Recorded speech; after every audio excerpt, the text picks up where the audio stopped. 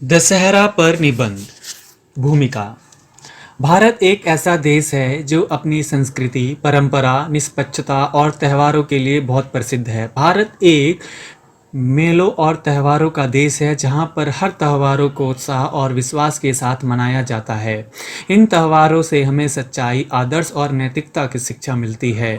हमारे प्रत्येक त्योहार का किसी न किसी वस्तु से संबंध होता है। दशहरा शीत ऋतु के प्रधान त्योहारों में से एक होता है।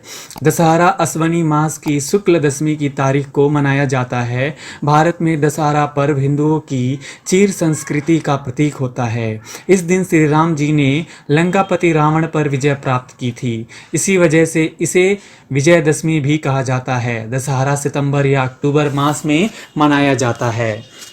दशहरा एक जातीय त्यौहार है क्योंकि इसे सिर्फ हिंदू ही नहीं बल्कि अन्य संप्रदाय के लोग भी मनाते हैं। इसका संबंध विशेष रूप से क्षत्रियों से होता है। इस त्यौहार का इंतजार लोग बड़े ही धैर्य के साथ करते हैं। इस दिन लोगों को एक दिन का अवकाश प्रदान किया जाता है जिससे कि लोग दशहरे के पर्व को खुशी और आनंद से मना सके। मूल उद्देश्य। किसी भी त्यौहार को मनाने के पीछे हमेशा एक मूल उद्देश्य छिपा होता है।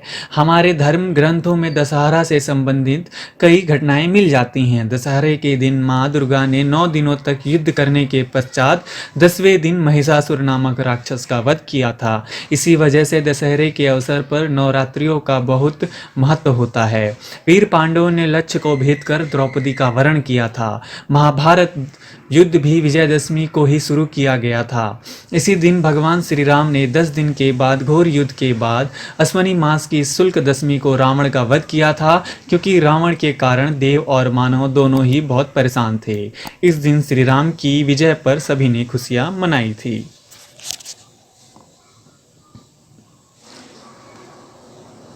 मनाने के कारण।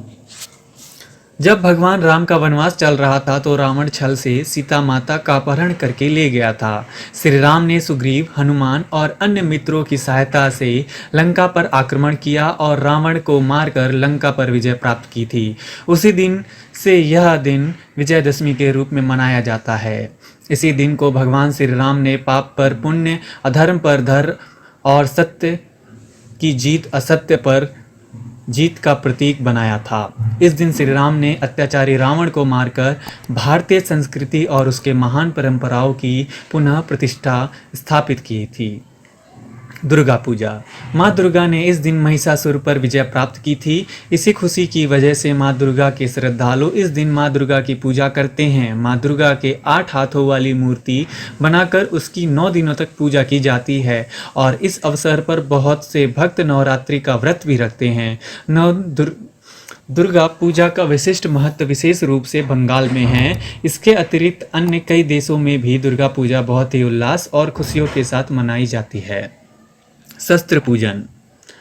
दशहरे को वर्षा ऋतु के अंत में मनाया जाता है। श्री राम की जीत के अतिरिक्त इस दिन का एक और भी महत्व है। प्राचीन काल में लोग अपने प्रत्येक यात्रा को इसी दिन शुरू करना शुभ मानते हैं। वर्षा ऋतु के आने की वजह से क्षत्रिय राजा और व्यापारी अपने यात्रा को स्थगित कर देते हैं।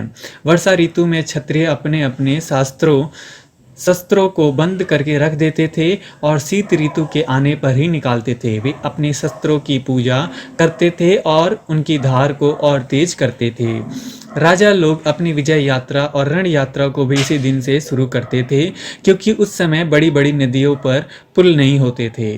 वर्षा ऋतु में उन पुलों को पार करना संभव होता था। इसी वजह से जब वर्षा ऋतु खत्म हो जाती थी तभी यात्राओं का शुभ आरंभ होता था। व्यापारी वर्षा ऋतु में माल खरीदते थे और वर्षा ऋतु के अंत में उसे बेचने के लिए चल देते थे। इसी समय पर साधु परमात्मा और उपदेशक धर्म का प्रचार करने के लिए अपनी यात्रा आरंभ करते थे। उसी परंपरा के अनुसार आज भी लोग अपनी यात्राओं का शुभ आरंभ दशहरा के दिन से ही करते हैं। झांकियाँ। अलग अलग स्थानों पर यह दिन अलग अलग तरीके से मनाया जाता है। जो बड़े बड़े नगर होते हैं वहाँ पर रामायण के सभी पात्रों की झांकियाँ निकाली जाती है। लोग इन झांकियों को बड़ी श्रद्धा और उत्साह के साथ देखते हैं। भारत की राजधानी दिल्ली का दशहरा बहुत ही प्रसिद्ध होता है। दशहरा के दिन माँ दुर्गा की प्रतिमा को ट्रक और गाड़ियों में लाद कर गलियों और बाजारों में एक जुलूस की तरह निकाला जाता है और फिर प्रतिमा को नदियों या फिर पवित्र सरोवरों और सागरों में विसर्जन कर दिया जाता है। इस अवसर पर लोग अपने अपने घर में स्थापित प्रतिमा को बड़ी धूमधाम और नृत्य के द्वारा विसर्जित की विधि को पूरा करते हैं। रामलीलाएं।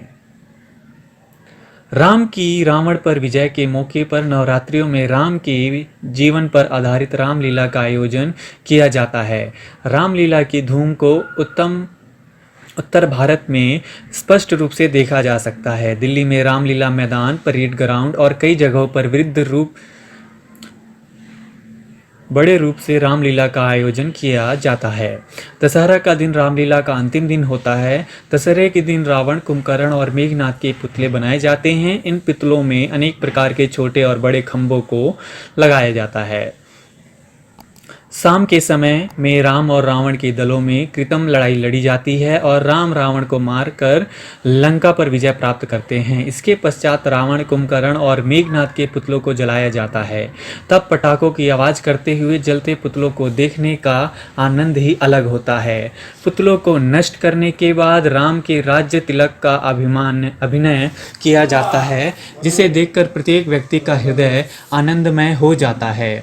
दशहरे के अवसर पर जगह जगह पर मेला लगाया जाता है और लोग मिठाइयाँ और खिलौनों को लेकर घर जाते हैं। बुराई पर अच्छाई की विजय।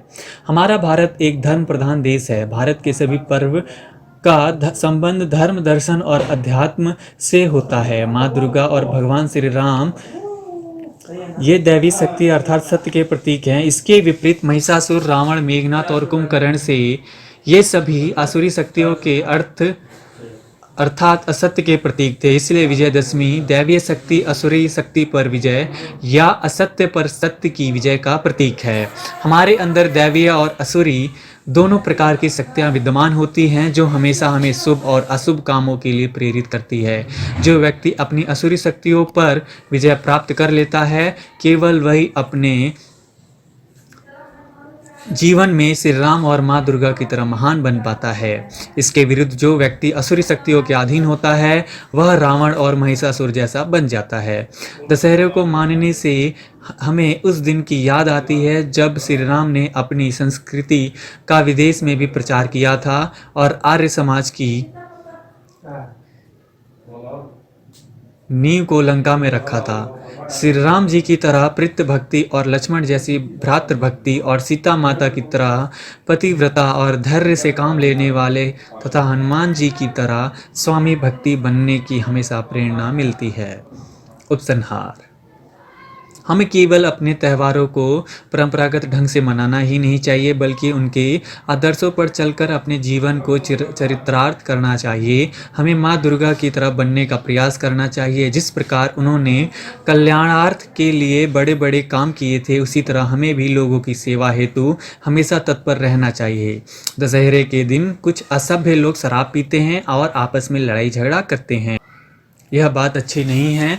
अगर व्यक्ति द्वारा इस त्यौहार को ठीक तरीके से मनाया जाता तो इससे कई प्रकार के अति लाभ मिलते। राम के जीवन पर प्रकाश डालने और उस समय के इतिहास को ध्यान में रखे, इस तरह से दशहरा हमें उन गुणों को धारण करने का उपदेश देता है जो गुण राम में विद्यमान थे। दशहरा मेला उत्सव का मुख्य आकर्षण है। शहरों में सभी लोगों के लिए मेले का आयोजन किया जाता है और बच्चों के खेलने के लिए गेमों का आयोजन भी किया जाता है। कोटा मेला और मैसूर मेला दशहरे के प्रसिद्ध मेले हैं।